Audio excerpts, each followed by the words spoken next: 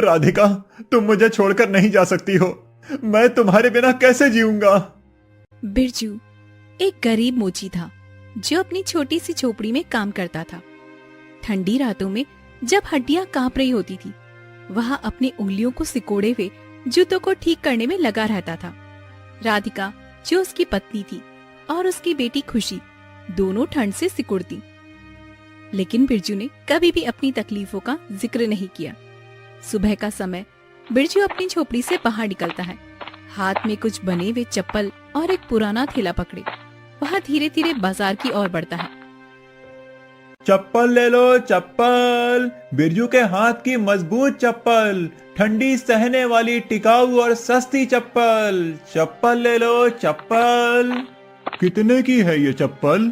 सिर्फ 100 रुपए भाई साहब। ये तो बहुत महंगी है। 50 में देना है तो दो, वरना रहने दो। भाई साहब, इसमें 80 रुपए की तो मेरी लागत ही है। सिर्फ 20 रुपए का मुनाफा रख रहा हूँ। अगर इतना भी नहीं होगा तो परिवार को क्या खिलाऊंगा? अच्छा ठीक है, मुझे नहीं लेना। वैसे भी इस ठंड में कौन चप्पल पहनता है, हम लोग जूते पहनते हैं। यहाँ कहते हुए ग्राहक आगे बढ़ जाता है। बिरजू के चेहरे पर थकान और चिंता के भाव साफ दिखते हैं, लेकिन वह फिर भी आवाज लगाता है। चप्पल ले लो, चप्पल। मजबूत और टिकाऊ चप्पल, बिरजू के हाथ की मेहनत। चप्पल ले लो, चप्पल। कुछ लोग आते हैं, लेकिन जल्दी ही मुंह फेर कर चले जाते हैं। एक व्यक्ति पास आता है और बिरजू को नजरअंदाज करते हुए कहता है, हमें कोई जरूरत नहीं है और ठंड भी ज्यादा बढ़ गई है। ऐसे में हम लोग जूते पहनते हैं, चप्पल नहीं। लेकिन भाई, ये चप्पल बिल्कुल नए हैं। देखो, ये ठंड से बचाएंगे। क्या ये ठंड में चप्पल पहनने से कोई फायदा होगा? ठंड तो फिर भी उंगलियों में लगेगी, इसीलिए हम सबको चप्पल नहीं चाहिए। ठीक है, कोई बात नहीं। फिर बिरजू अपने हाथ में चप्पल पकड़कर मायूस मन से घर लौटता है। कल फिर से कोशिश करूंगा। उम्मीद पर दुनिया कायम है। क्या हुआ जी, कुछ लेकर नहीं आए हो? आज भी खाली हाथ ही क्यों लौट आए? आज एक भी चप्पल नहीं बिका क्या? हुआ तो कुछ नहीं, बस कोई नहीं रुका। ठंड इतनी बढ़ गई थी कि लोग जल्दी जल्दी घर लौट गए। एक भी चप्पल नहीं बिकी। अब क्या करेंगे?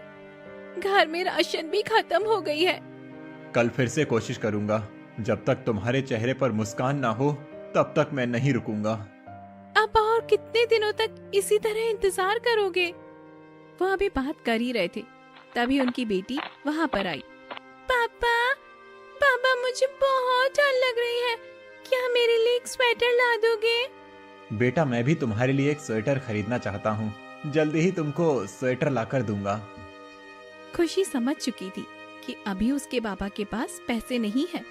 खुशी उदास होकर चुप हो जाती है। ठंड इतनी तेजी से बढ़ी कि उस रात को खुशी को तेज बुखार हो जाता है। राधिका घबराकर बिरजू को आवाज देती है, बिरजू सुनिए जी, कुछ जल्दी करो, खुशी की तबीयत बहुत बिगड़ रही है। बिरजू घबरा जाता है और तुरंत अपनी झोपड़ी से बाहर निकलता है। वह गांव के जमींदार से मदद लेने के लिए नहर के पास जाता है, जहां जमींदार अपने लोगों के साथ खड़ा है। अरे बिरजू, यहाँ क्यों आए हो? तेरा काम तो सिर्फ झूठे बहाने बनाना है। अब क्या चाहिए? मालिक, मैं जानता हूँ कि आप मुझ पर भरोसा नहीं करते, लेकिन इस बार मेरी बेटी की जान का सवाल है। बस थोड़ी मदद कर दीजिए। ठीक है, ये ले पैसे, लेकिन सुन, अगर समय पर नहीं लौट आए तो तेरी झोपड़ी भी नीलाम कर दूंगा, समझा? धन्यवाद मालिक, मैं वादा करता हूँ समय पर चुका दूंगा। बिरजू पैसे लेकर तेजी से वेद के पास भागता है। उसका दिल जोर जोर से धड़क रहा है और उसके मन में सिर्फ खुशी को बचाने की ही फिक्र थी। वैद जी, जल्दी चलिए, मेरी बेटी की हालत बहुत खराब है। वेद तुरंत अपना बैग उठाता है और बिरजू के साथ उसके घर पहुंचता है। खुशी को देखकर वह तुरंत उसका इलाज शुरू करता है। कुछ देर बाद वेद गहरी सांस लेते हुए बिरजू से कहता है, बिरजू, समय पर बुला लिया तुमने हमें। अगर तुम थोड़ा और देर करते तो बात बिगड़ सकती थी।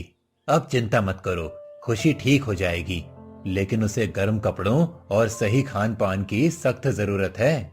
जी वैद जी, आपने मेरी बेटी को बचा लिया। मैं आपका ये एहसान कभी नहीं भूलूंगा। ये मेरा फर्ज है बिरजू, लेकिन अब ये तुम्हारी जिम्मेदारी है कि खुशी को पूरा आराम दो और उसका ध्यान रखो। राधिका उसकी ओर देखती है और उसकी आंखों में राहत के आंसू भर आते हैं।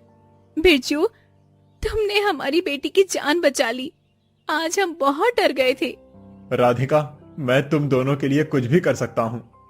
खुशी को सुलाकर बिरजू जूतों की मरम्मत करने बैठ गया। झोपड़ी में ठंड अंदर घुस रही थी। इतनी ठंड में काम क्यों कर रहे हो जी? आराम कर लो। ये जूते ठीक करने हैं, नहीं तो और मुश्किल होगी। बिरजू, ये ठंड हर दिन बढ़ती जा रही है। हमें तो जैसे तैसे सहना पड़ता है, लेकिन खुशी अभी छोटी बच्ची है, उसके लिए कुछ करना होगा। मैं समझता हूँ राधिका, दिन रात मेहनत करता हूँ, लेकिन हमारे पास इतने पैसे कहाँ हैं कि उसके लिए स्वेटर ला सकूं। अगर आपने पहले एक स्वेटर ले लिया होता तो हमें जमींदार से पैसे उधार नहीं लेने पड़ते और खुशी बीमार भी नहीं पड़ती। अगर अब उसे फिर से कुछ हो गया तो हम क्या करेंगे? बिरजू, इस बार खुशी के लिए स्वेटर लाना बहुत जरूरी है। खुशी की जान बच गई, लेकिन उस कर्ज का बोझ अभी भी मेरे सर पर है। बिरजू, हम कब तक इस गरीबी के जाल में फंसे रहेंगे? तुम दिन रात मेहनत करते हो, फिर भी हमारे हालात क्यों नहीं सुधरते? जल्दी ही सुधरेगी। बिरजू बाहर अलाव की ओर देखता है और उसके चेहरे पर चिंता और दृढ़ता दोनों साफ नजर आती है। वह मन ही मन सोचता है, अब और इंतजार नहीं कर सकता। इस बार चाहे कुछ भी करना पड़े, मैं अपनी बेटी को इस ठंड से बचाऊंगा। ये ठंड मेरी खुशी और राधिका को खत्म कर देगी, लेकिन मेरे पास कुछ भी नहीं है, ना पैसे हैं, ना उम्मीद। कुछ दिन ऐसे ही बीत गए। एक दिन राधिका की भी तबीयत ठंड से बिगड़ जाती है। उसका शरीर बुखार से तप रहा था और वह कमजोरी की वजह से ठीक से बोल भी नहीं पा रही थी। खुशी डर के मारे रोने लगती है। कुछ नहीं होगा बेटा, मैं ठीक हो जाऊंगी। माँ, तुम ठीक नहीं लग रही हो। तुम्हें तो बहुत चक्कर आ रहे हैं। तुम बहुत कमजोर हो गई हो। नहीं बेटा, मैं ठीक हूँ, तुम चिंता मत करो। राधिका की आंखों में एक गहरी चिंता और डर था, लेकिन उसने खुशी से कुछ भी नहीं कहा। वह जानती थी कि अगर उसने अपने हालात के बारे में बिरजू को बताया तो वह अपना घर भी बेचकर उसका इलाज करवाएगा। वह नहीं चाहती थी कि उसका पति परेशान हो। एक दिन राधिका इतनी कमजोर हो जाती है कि वह गिर जाती है। खुशी घबराती हुई दौड़ते हुए उसकी ओर जाती है। माँ, माँ क्या हुआ तुम्हें? माँ, तुम कैसे गिर गई? खुशी, मुझे मुझे मुझे एक बहुत खराब बीमारी हो गई है। मैं कई दिनों से बीमार हूँ बेटा, लेकिन मैंने तुम्हें नहीं बताया ताकि तुम दोनों परेशान न हो जाओ।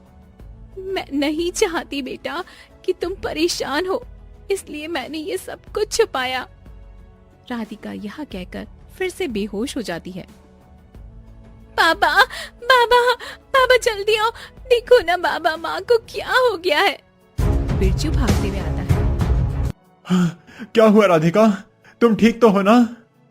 बिल्कुल ठीक हूँ, तुम चिंता मत करो। बिरजू को अपनी पत्नी की हालत देखकर कुछ समझ नहीं आ रहा था। बिरजू राधिका को देखकर घबरा जाता है। राधिका, ये क्या हो गया? तुम्हारे हाथ पैर इतने ठंडे क्यों पड़ गए हैं?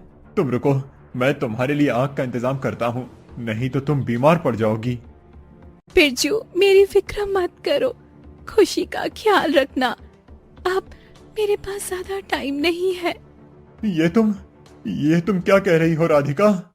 बिरजू, मुझे बहुत बड़ी बीमारी हो गई है।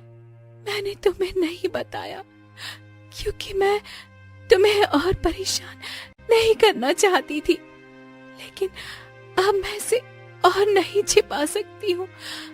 शायद मेरे पास ज्यादा समय नहीं बचा। माफ करना बिरजू, मैं तुम्हारे और खुशी के साथ ज्यादा वक्त नहीं बिता पाऊंगी। फिर राधिका बिरजू के कान में धीरे से कुछ कहती है, जिससे खुशी कुछ सुन न पाए। बिरजू उसकी बात सुनते ही बुरी तरह से चौंक जाता है। वह अपनी झोपड़ी से बाहर निकलता है और तेज कदमों से जमींदार की घर की ओर बढ़ता है। जमींदार अपने आंगन में बैठा हुक्का पी रहा था। बिरजू वहां पहुंचता है और झुककर विनती करता है। मालिक, मेरी पत्नी बहुत बीमार है, उसकी जान खतरे में है। कुछ पैसे उधार दे दीजिए, मैं कड़ी मेहनत करके सब कुछ चुका दूंगा। बिरजू, तू फिर आ गया पैसे मांगने? पहले जो उधार लिया था वो चुकाया क्या? मालिक, मैंने सब कुछ खुशी के इलाज में लगा दिया। अब मेरे पास कुछ नहीं बचा। भगवान के लिए इस बार मेरी मदद कीजिए। एक बार कहा समझ नहीं आता? जब तक पिछला कर्ज नहीं चुकाएगा मैं एक पैसा नहीं दूंगा। अब भाग यहाँ से। बिरजू निराश होकर वापस लौटता है। फिर वह साहूकार के पास जाता है। बिरजू, तेरे जैसे गरीब को पैसे देकर मैं अपना नुकसान क्यों करूं? तू लौटाएगा कैसे? साहूकार जी, मेरी पत्नी की जिंदगी की बात है, भगवान के लिए। जा यहाँ से, मेरे पास फालतू का वक्त नहीं है। बिरजू टूटे दिल से घर वापस आता है। राधिका की हालत धीरे धीरे और बिगड़ती है। आखिरकार वह दम तोड़ देती है। राधिका की मृत्यु के बाद बिरजू फूट फूट कर रोने लगता है। खुशी माँ के पास बैठी थी और उसकी आंखों से आंसू बह रहे थे। राधिका, मुझे माफ करना, मैं तुम्हें बचा ना सका।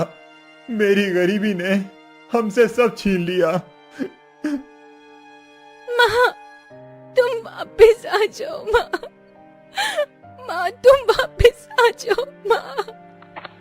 बिरजू राधिका का अंतिम संस्कार करने के लिए गांव में लकड़ी मांगने जाता है। लोग उसकी गरीबी को समझते हुए उसे लकड़ी दे देते हैं, लेकिन जलाने के लिए कोई उसकी मदद करने को तैयार नहीं होता। बिरजू, तू नीच जात का है, तेरी मदद कोई नहीं करेगा, तू खुद ही कर। बिरजू सिर झुकाकर अकेले अपनी पत्नी का शव अपनी पीठ पर लादता है। खुशी उसके साथ चल रही थी और वे दोनों मिलकर राधिका का अंतिम संस्कार करने के लिए जंगल की ओर बढ़ते हैं। अंतिम संस्कार के बाद बिरजू अपनी बेटी को लेकर घर लौटता है। उसकी आंखों में दर्द और थकान साफ झलकती है। घर में प्रवेश करते ही वह फूट फूट कर रोने लगता है।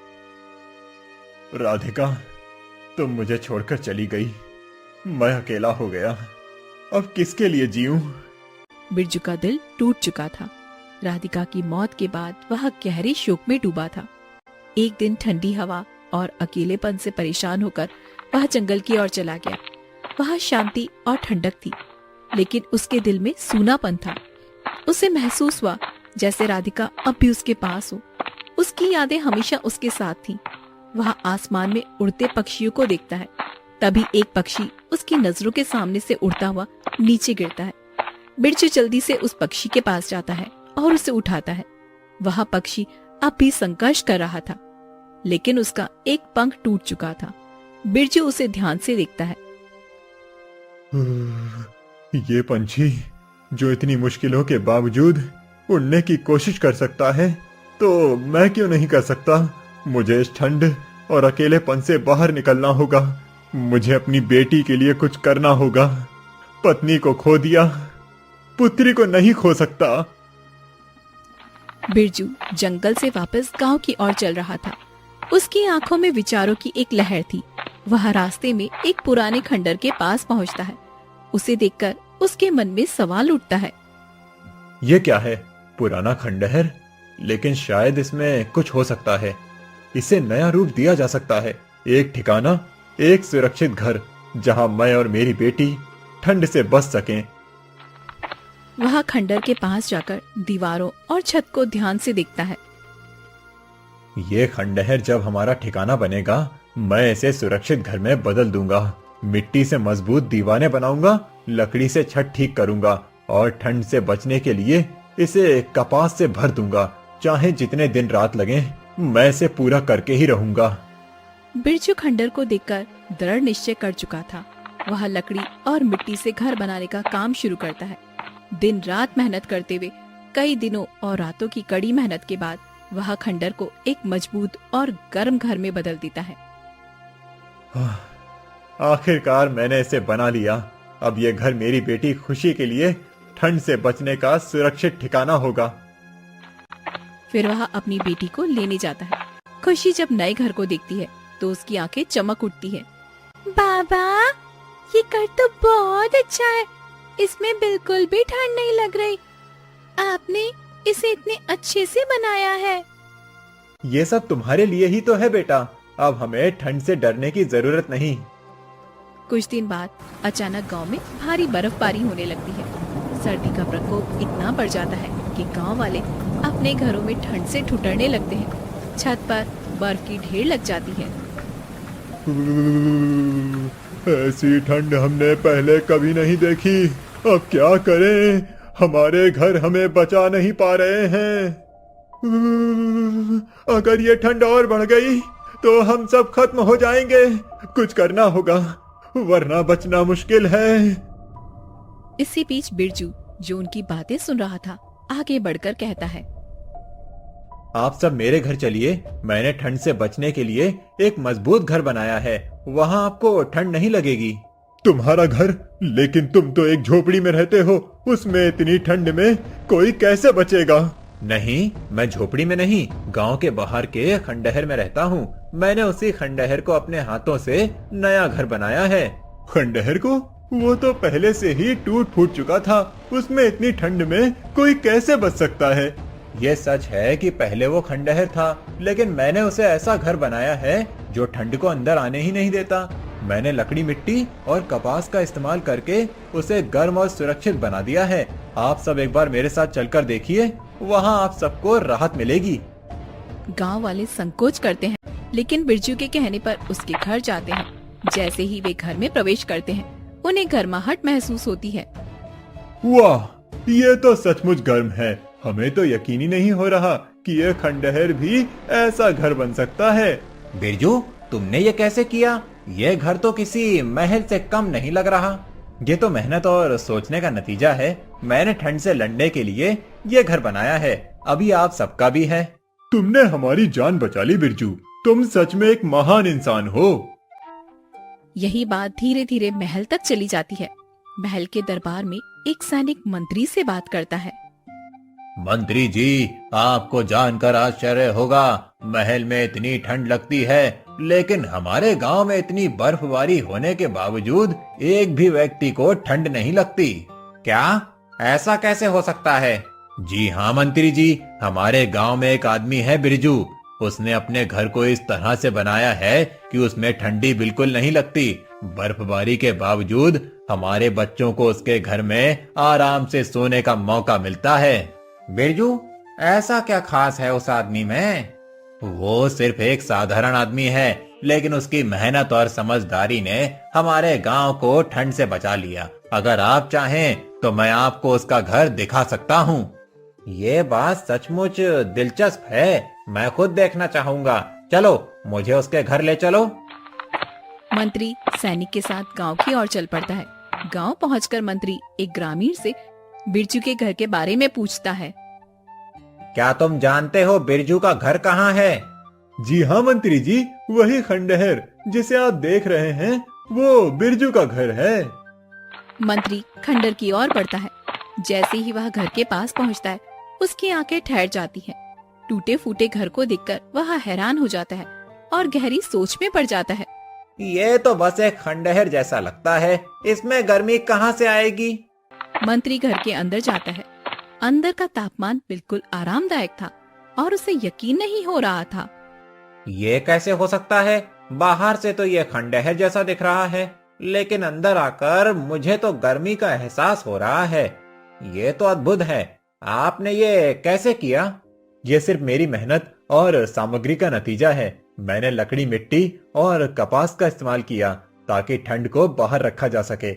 ये घर बस मेरे लिए नहीं, बल्कि पूरे गांव के लिए एक सुरक्षित ठिकाना बन गया है। यह सचमुच अद्भुत है। मैं विश्वास नहीं कर पा रहा हूँ। अगर बाहर से यह खंडहर जैसा दिखता है, तो फिर अंदर से ऐसा गर्म कैसे हो सकता है? मंत्री घर से बाहर आता है और गांव के लोगों से इस घर के बारे में और भी पूछता है। यह घर इतना जर्जरित है। बिरजू और उसका परिवार यहाँ कब से रहता है? मंत्री जी, बिरजू की पत्नी ठंड के कारण 1 महीने पहले चल बसी। उसी के बाद से उसकी हालत और बिगड़ती चली गई। उसके पास रहने को कोई ठिकाना नहीं था, इसीलिए उसने इस खंडहर को अपने हाथों से घर में बदल लिया। बिरजू ने खुद मेहनत करके इस खंडहर को ऐसा बनाया है कि अब ये न सिर्फ उसके परिवार बल्कि हमारे लिए भी एक सहारा है। जब बर्फबारी होती है तो हम सब इसी घर में जमा होकर ठंड से बचते हैं। मंत्री जी, ये घर भले ही पुराना है, लेकिन बिरजू का दिल बहुत बड़ा है। जब भी किसी को जरूरत होती है वो अपना घर दूसरों के लिए खोल देता है। अब ये जगह पूरे गांव के लिए किसी वरदान से कम नहीं है।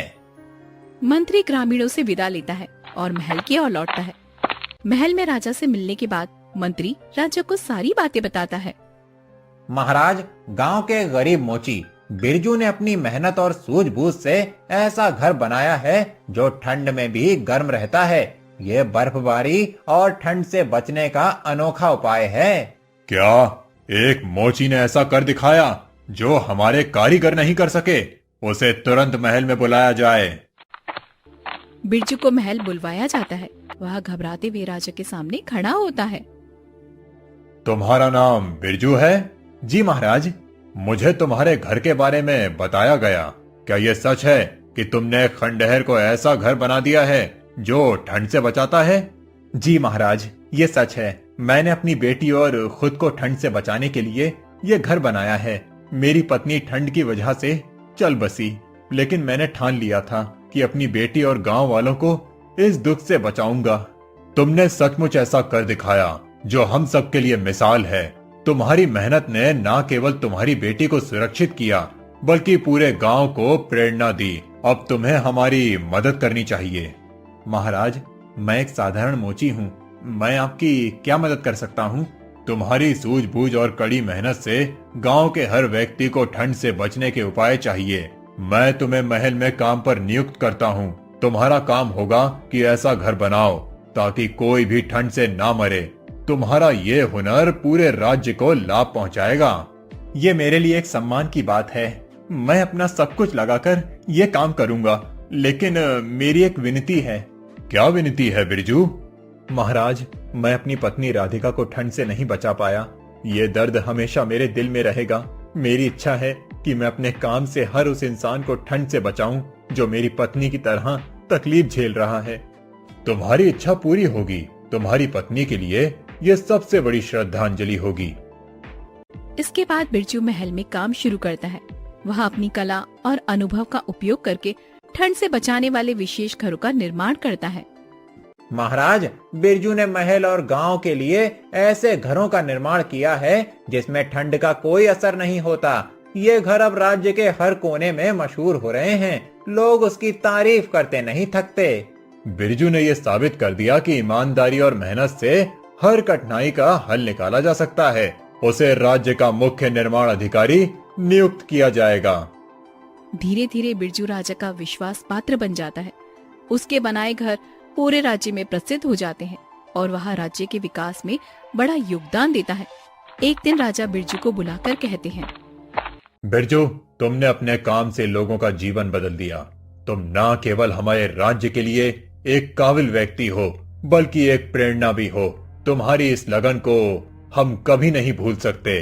महाराज, ये सब आपकी कृपा और विश्वास का परिणाम है। मैं अपनी पूरी मेहनत और ईमानदारी से ये काम करूंगा। जब बिरजू महाराज को धन्यवाद करके अपने घर लौट रहा था, रास्ते में उसे वही जमींदार दिखाई देता है जिससे कि बिरजू ने पहले एक बार कर्ज लिया था।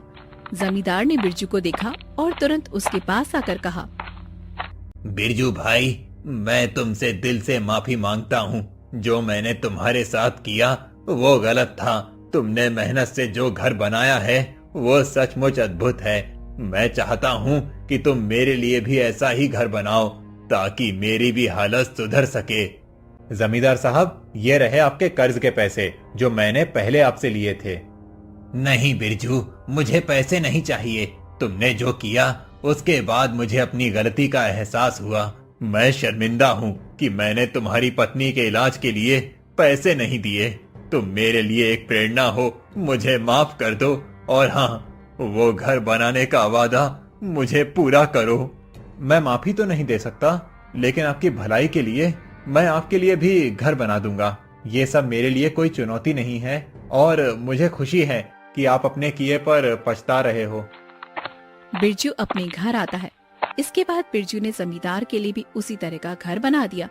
बिरजू का नाम न केवल गांव बल्कि आसपास के क्षेत्रों में भी सम्मानित हुआ।